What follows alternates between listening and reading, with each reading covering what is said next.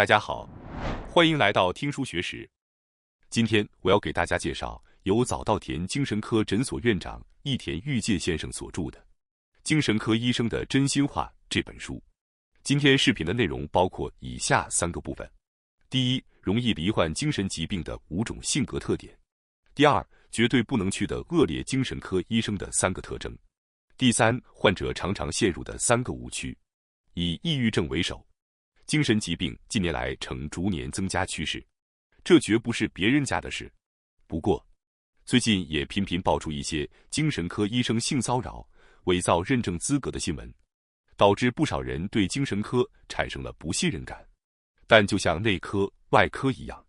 精神科里也有好医生，也有坏医生。通过看这支影片，您不仅能了解精神科医生不愿公开说的内情，还能学会辨别劣质医生和真正靠谱医生的方法。请务必看到最后。那我们就正式开始吧。首先是第一部分，容易罹患精神疾病的5种特征。在日本，精神疾病患者人数逐年增加。根据2017年的统计数据，日本因精神疾病而门诊或住院的人数大约有420万人。也就是说，每30个日本人中就有1人患有某种心理疾病。另外，据说一生中每5个人里就有1个人会患上心理疾病。精神疾病并不是少数特定人的问题，而是包括我和您在内，任何人都有可能罹患的病症。不过，确实存在容易罹患精神疾病的人群与不容易罹患的人群。在这本书里，作者归纳了容易罹患精神疾病的5个特征：一、日本人中常见的某种性格；二、IQ 在多少以下的人；三、相较于男性，女性罹患率远高；四、经常怀疑自己是不是得了精神病的人；五、在黑心企业工作的职场人士。可能不少女性听到女性精神疾病罹患率远高这点时，已经感到吃惊了吧？接下来我们来逐一详细解说容易罹患精神疾病的特征。一、日本人中常见的某种性格。第一个容易罹患精神疾病的性格，就是太过认真的人。大家常听说认真的人容易得抑郁症吧？作者表示，这是因为这类人不擅长转换看待事物的视角，太过执拗，什么事都觉得必须做完，把工作、烦恼都自己一个人扛着，容易陷入这种认知模式。这种思维方式被称为应该思维。例如，无论发生什么，交给我的事就应该完成。这种观念本身从责任感角度看并不坏，但如果因为这种应该思维而身心俱疲，工作也停滞不前的话，那其实就等于陷入了思维停止状态。用应该思维是无法解决问题的，只会不断折磨自己，最终也会波及到周围人。一旦因为给别人添麻烦而产生强烈自责，便很容易掉进抑郁的恶性循环中。这时候，就需要尝试客观、多角度地看待事情，比如是否能外包一部分任务，或找人帮忙。但应该思维的人，往往有完美主义倾向，难以容忍自己的失败与认输，所以很难向他人求助。如果您发现自己也常陷入这种应该思维，请先尝试接受不完美的自己，放下执念，让思维变得更柔软。这样一来，也能大幅降低精神疾病的风险。此外，作者还提到，精神科患者中有相当一部分人深信着与社会常识脱节的观念。比如，有位女性患者长期遭男友家暴，被殴打，甚至钱被偷，但依然说我还是爱他。作者指出，像这样的人大多数并未觉得这种情况有任何不对劲。儿童患者也存在类似情况，例如被虐待却完全意识不到异常，因为他们从小就只见过自己的家庭环境，所以误以为别人的家也都这样吧。这些患者都有一个共同点，他们顽固地相信自己所看到的世界就是常识，完全跳不出那个观念框架。也就是说，这其实也是某种应该思维的一种表现，因为坚信自己所看到的世界理应就是常识，所以才无法察觉到这种异常之处。无论是哪种情况，想要降低精神疾患的风险，摆脱应该思维，具备用灵活视角看待事物的能力，都是非常重要的。容易罹患精神疾患的人的特点二 ：IQ 在多少以下的人？大家有没有测试过自己的 IQ 呢？其实研究表明 ，IQ 在85以下的人，患上精神疾患的风险会显著上升。众所周知 ，IQ 即智商指数，一般85至115被认为是正常范围，而70以下则可能存在智力障碍。而近年被讨论较多的边缘智力，就处在这个交界区域。那么，为什么 IQ 较低的人更容易患上精神疾病呢？这是因为智力较低的人和智力较高的人，即使从事同样的工作，前者往往更容易被批评做事不得要领，因而更频繁地经历自尊心受挫，结果罹患精神性疾病的人也相对增多。当然，所谓精英阶层当中也存在精神疾病患者，但这些人通常在经济或家庭环境上较为优渥，因此从整体倾向来看，发生率还是比 IQ 较低的人少。不过，与其说这是患者智力的问题，倒不如说是社会环境的问题。倘若社会能够健康接纳 IQ 较低的人，就不该让他们承受如此多的苦痛。与其说因为 IQ 低才更容易患病，不如说社会弱势者更容易罹患精神疾患，这才是更准确的表述。容易罹患精神疾患的人的特点三：男性与女性相比，女性压倒性更容易患病。可能很多女性听到这里会感到震惊，但事实上，从性别角度来看，精神疾病更容易发生在女性身上，特别是抑郁症。据说女性患者人数是男性的2倍以上。女性更容易罹患精神疾病的原因有很多，其中之一是遗传问题，尤其是像精神分裂症和双向情感障碍这类疾病被认为和遗传因素关系密切，而女性较男性更容易罹患。此外，由于社会压力以及生理周期带来的情绪波动，女性相比男性更容易产生焦虑情绪。再者，从遭受虐待的人数来看，女性也远远多于男性。举个例子，即便在父母殴打孩子的家庭环境中，男孩子到了中学，身体变强壮后，父母自然就打不动了，但女性就不同，即便成年，仍有可能持续遭受虐待。因此，从数量上来说，女性遭遇虐待的比例更高，而遭受虐待越多，罹患 PTSD 等精神性疾患的风险也随之升高。情况也一样，容易罹患精神疾患的人的特点4：总觉得自己是不是得了精神病的人。在我们医疗从业者之间，经常有这样一句话：总是担心自己是不是生病了的人，其实大多并没有生病。当然，并不是说所有情况都是这样，不过那些会担心自己是不是生病了的人，平时大多都会很注意自己的健康，所以反而不太容易生病。不过涉及到精神疾病时，却不能这么简单下结论。实际上，作者提到，自我怀疑自己是不是精神病的人，实际上真的患有精神疾病的情况非常多。因此，作者建议，若是心里有所担忧，最好还是去精神科就诊一次。当然，自己怀疑的病名或症状，并不一定就和最后的诊断相同。但正因为患者自己怀疑我是不是发达障碍，我是不是抑郁症，而去医院检查，最终发现其实是焦虑障碍，或者以为是抑郁，结果是双向情感障碍之类。这种因为自我诊断而就医，最终确诊真实病情的案例，其实相当常见。最近，也有很多人担心自己是不是 HSP 高度敏感特质，而来到作者的诊所。所谓HSP， 也就是天生情感细腻、非常敏感的人。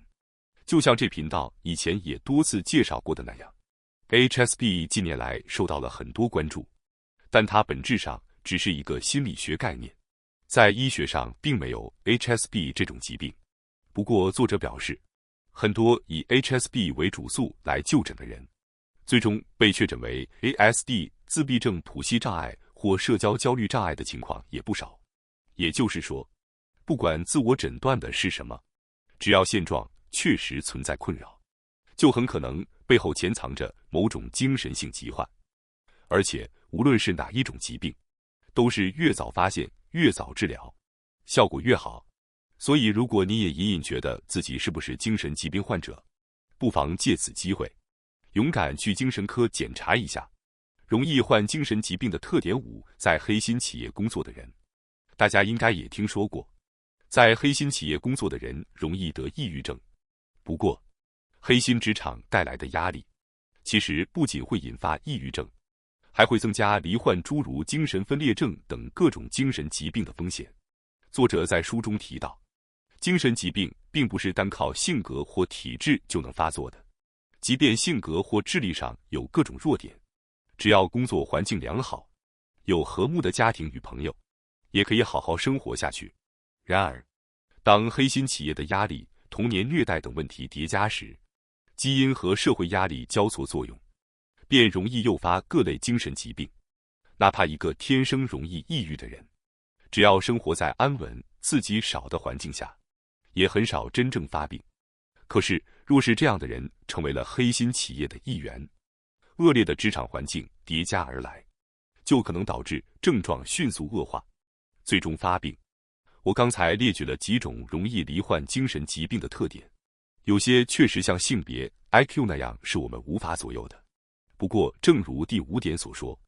精神疾病的成因通常是多种因素叠加所致，即便您符合其中1、2项，只要改善职场、人际关系等环境因素，是完全可以预防发病的。当然，当情况确实超出个人能力范围，寻求精神科医生的帮助也很重要。不过，现实中也确实存在不少不负责任，只会听听病人说几句就随便开药的庸医。接下来是第2部分，绝对不能去的恶劣精神科医生的3个特征。可能有些人看到前面提到的特征，觉得自己好像完全符合，感到绝望了。但请放心，精神疾病和其他身体疾病一样，只要做到早发现、早治疗，是有可能治愈的。所以，对于担心自己精神状况的人来说，最重要的是找到一位值得信赖的精神科医生。现实中也确实存在很多不负责任、糟糕透顶的庸医。那么，我们该如何分辨好医生和坏医生呢？先说结论，以下这3类精神科医生，大家绝对不要去。1、过于贴心、无条件迎合患者的温柔型精神科医生。2、并非精神科专业，却自称精神科医生的人。3、只知道不停给患者开药，让患者长期依赖药物的恶劣医生。其中第3种不用多说，但前2种可能很多人会觉得意外，温柔关心病人的医生怎么会不好？世上居然有不是专科医生的精神科医生，这些疑问很正常。接下来我会逐条细致说明。绝对不能去就诊的恶劣精神科医生特征1、过于贴心迎合患者的精神科医生。那些牺牲自己、燃烧生命般全力陪伴患者治疗的医生，表面上看似模范医师，但在精神科领域，这种过度奉献型态度反而是有害的。大家可能听过共依存这个词，所谓共依存，指的是患者过度依赖医生，同时医生也逐渐依赖患者的一种畸形关系。医生过于偏袒患者，就容易偏离以治愈患者为目的，变成患者依赖医生，医生渴望患者感激的双向依赖。这种关系很危险。很多精神疾病患者本身就内心脆弱疲惫，如果遇到过分温柔体贴的医生，很容易即便病情好转了，也无法摆脱对医生的依赖，最终失去自立能力。另一方面，医疗行为本身很容易受到感激，而这种被感谢的感觉对所有医护人员而言，都像是一种强烈的精神麻药。一旦沉溺于这种麻药，医生便会深陷共依存关系。此外，热血型、过分陪伴型医生有时会逼患者做出超出自身承受能力的事，反而加重病情。比如，有些医生为了帮助发展障碍患者实现自立，会过于用力地推着患者一起努力，但这种做法常常适得其反。即便患者在职场上感到痛苦，由于得到了他人特别关注，反而不敢向周围人倾诉自己的脆弱，结果就变成一个人扛下所有压力，导致病情不仅没有好转，反而在治疗前的基础上进一步恶化。作者在书中提到，帮患者划清界限，恰恰是医生，尤其是精神科医生极为重要的职责，否则从长远来看，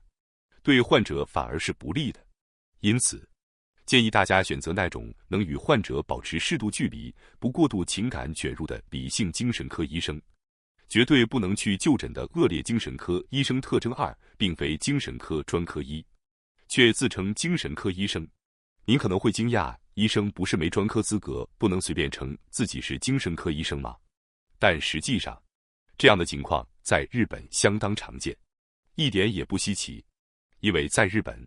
只要通过国家考试取得医师执照，无论是精神科、外科还是其他科目，理论上都可以自由开业行医。换句话说，哪怕某个医生从未受过系统的精神科专业训练，只要持有医师执照，就可以自称精神科医生，对外行医。尤其近些年，出现了越来越多年轻的自称精神科医生，他们原本在内科、外科等高压力、高风险的科室工作，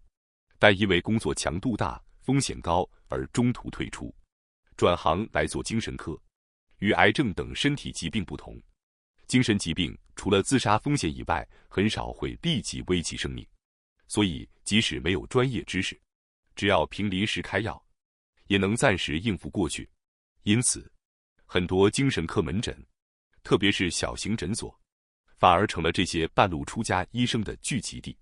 那么，我们如何区分有专业背景的精神科医生和这些挂羊头卖狗肉的医生呢？其实，在精神科领域，比专科医师资格更受重视的是精神保健指定医资格，这是由日本厚生劳动省认证的法定资格。拥有此资格的医生，才有权在必要时强制收治有自伤或他害风险的患者。比如，在精神科病房值夜班的时候，必须是持有该资格的医生才能当班。所以，正常合格的精神科医生几乎都会具备这个资格。所以，去精神科就诊前，记得确认一下医生是否持有精神保健指定医资格，绝对不能去就诊的恶劣精神科医生。特征3，只知道不停给患者开药，让患者长期依赖药物的恶劣医生。近年来，精神科医生被批评滥开药物的问题越来越严重。由于精神疾病不像癌症等身体疾病那样，病灶可以直接用肉眼看到，所以诊断起来非常困难，也因此存在不少滥开药物的庸医。那么，当被处方的药物，患者觉得这药是不是开太多了的时候，该怎么办呢？关于这个问题，其实只要运用多剂连用的判断标准就能简单解决。在精神科的治疗指南里，对于一次处方中可以开的药物种类，有明确的规定。具体来说，抗焦虑药不能超过3种，安眠药不能超过3种，抗抑郁药不能超过3种，抗精神病药不能超过3种，抗焦虑药和安眠药合计不能超过4种。如果超出了这些范围，就属于药开的太多。举个例子，如果您被处方了7种药，可能会觉得这也太多了吧？但如果是抗抑郁药2种，抗精神病药2种，抗焦虑药和安眠药合计3种，总共7种，其实并不算超量。反过来，即便只开了4种药，如果这4种全是抗焦虑药，那就属于药物开得过多。所以在精神科拿到处方后，务必要按照这套规则，对照一下药物种类和数量。另外，药物处方时会附带药品说明书，尽量也要读一读。虽然不需要完全理解每个细节，但至少要确认下药物说明是否和医生的解释一致。还有一个办法是，向药剂师咨询。如果精神科医生开的药物存在问题，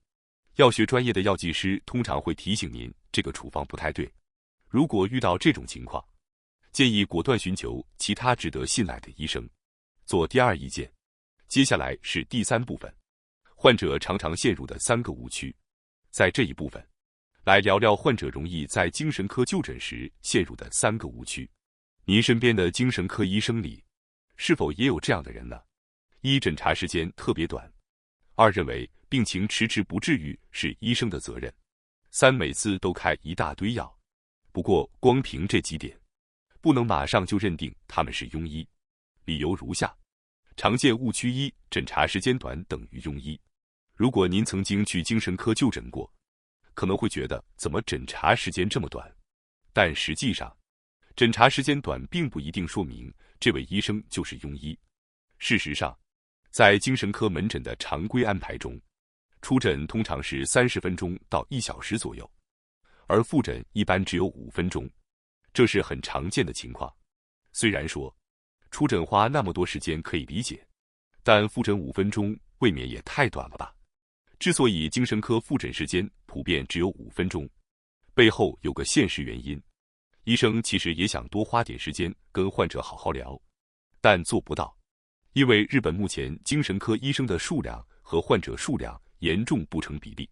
事实上，为了帮助更多的患者，医生可能是在为患者付出辛勤努力的隐藏的名医。患者常常会产生一种误解，常见误会二，认为病情迟迟不治愈是医生的责任。许多人认为医生的工作就是治愈疾病，尤其是对于外科和内科等能够看到病变的疾病。确实如此，然而，精神科并不完全是为了根治疾病而存在。精神医学相较于其他学科，历史非常短暂，外科和内科是从很久以前就有的学科，而精神医学自成立以来，至今还不到100年，因此精神科医疗依然处在发展阶段。与癌症等疾病不同，治疗方法尚未完全确立。再者，很多时候，内科诊断无法确立的患者，最终会转诊至精神科，